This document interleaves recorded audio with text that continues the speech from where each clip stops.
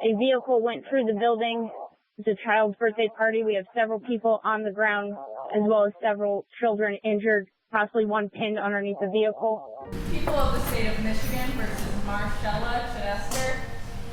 It was any kid's dream birthday party. It was just magical. If anybody knows Tweety, they know she can throw a little kid's birthday party. It was beautiful. When we walked in, it was just magical.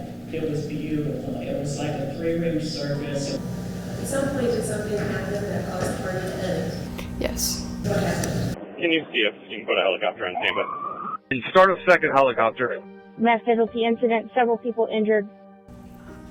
After they sang happy birthday, my kids got their food, they were eating. I placed a cake pop in front of Zane and Alana so that way they would be able to get one before they all ran out. And that was the last thing I remember. I was driving up to the boat club, and evidently I was driving right to the building. She drove her car into an occupied building, knowing she was unfit to operate a vehicle. There was very loud, what sounded like a bomb. All of a sudden I heard a loud boom. I thought we'd been bombed. There was just debris flying everywhere. Everything went silent for a split second. And I remember saying, "Don't step on me, don't step on me," because there was a bunch of stuff on top of me. I found out later they were tables. I think there was another set of tables in front of us, and a car came through the wall right behind me. We transported 7 total patients. 1 went by air ambulance. 2 air ambulances were requested at the scene. It showed that Diane Medina, Leah Stith, Ed Smothers, Jaden Phillips, and Mariah Dodds were all injured as a result of the defendant's operation of the motor vehicle. Well, when I opened my eyes, I seen I was in a hospital room.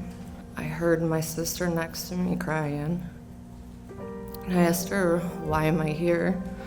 And she said there's been an accident. And it occurred to my brain that how I was in a building. At the time when I was speaking to the defendant in the patrol car, she seemed like she had collected herself after the crash. On a scale of 0 to 10, 0 being like you're stone cold sober, you can drive perfectly, 10 being you're passed out drunk, where do you think you're at right now? A 7. A bunch of the guys that were at the party grabbed 2x4s or 2x6s that were on the ground and just said, on the count of 3, we're going to lift. We need you to go under. So once they lifted, I seen Zane. He was underneath the driver's side wheel well of the car. And that's when she told me that Jaden was... life flew to a hospital and Zane and Alana were no longer there. The evidence shows that Zane and Alana Phillips died as a result of the defendant driving that day. It's about an 8-year-old big sister and her little brother. 2 little kids that had just sat down to eat their hot dog and a cake pop at a birthday party. People offer to you that the proofs show that the defendant willfully operated the motor vehicle on the date in question. They're trying to surmise beyond a reasonable doubt. And they're trying to throw out facts like these 2 children passed away at a party. Absolutely, I feel horrible. That doesn't make somebody automatically guilty. We had learned that there is video surveillance, and I was meeting with somebody to get that video surveillance. Do you recall where they were? There was one on a barn that was across the street from the main residence, on a garage on the same side of the road as the residence. Then there was a camera that was facing the door, and then there was also one in the kitchen in the residence. We located multiple small wine bottles in the kitchen trash can. They were all empty. I believe they were Sutter Home brand. And we also located a couple Fireball brand empty bottles as well. Deputy, you were present when Forrest Peck, the tow truck driver, was removing the EDR. Yes, while he was doing so, he located a 187 milliliter bottle of Sutter Home Chardonnay. And that was located in defendant's vehicle? Yes, in the center console. For the first event, had the vehicle in reverse and went into like a U-shaped motion and then crashed into another motor vehicle. At the moment she crashed into that truck, she had to know things were not right, but she continued on. She continued on at full speed. When you got to the parking lot, what happened? I don't remember. You don't remember? At the time of impact, 0.0 seconds to the crash, what was the vehicle's speed? 44.3 miles per hour. You know what? I have these seizures and Okay. How do we know she had more than the one drink at Vernus? She left Vernus at the latest at 12:15. Crash was at 3:01. But remember what she told Sergeant Bomia. When's the last time you had something to drink? Probably half an hour ago. Half an hour ago? When did you drink? Wine.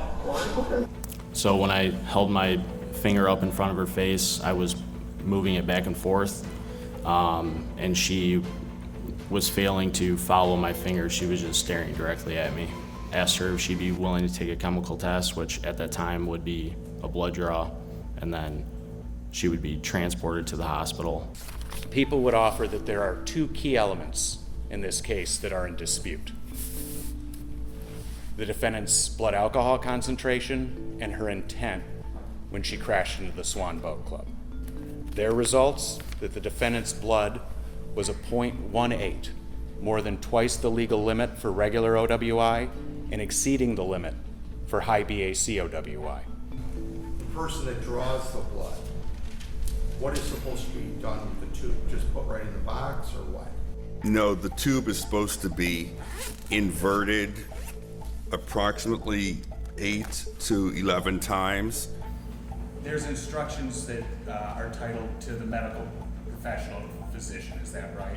Correct. Do any of those pertain to what to do with the preservative in the box? Slowly invert blood sample tubes enough times to distribute the sodium fluoride, potassium oxalate preservative. And what do you do to the tube in relation to the preservative once the blood is drawn? You invert a few times. Like, you don't sit there and do this, you just invert it, back and forth, so it all is mixed in. Okay. Did you do that in this case? Yes. You draw it, you put it in a refrigerator freezer because that slows down whatever biological processes are going on. Does the Monroe County Sheriff's Office refrigerate toxicology kits that come in? No, we do not. The sample was properly preserved because there is an anticoagulant that is in those tubes. If it had not been mixed properly, then I would have expected the blood to have clotted. Would they want acetone being found in their sample? No, you would want to throw out the testing because acetone's not found in human blood. Well, there was some testimony yesterday that you can have a little bit of acetone in the sample and it's okay. I would strongly disagree. It's your opinion that some percentage of those ferment every day? I don't know what percentage. I can say in this case it fermented. And that's because acetone doesn't occur naturally in the human body. Neither does isopropanol.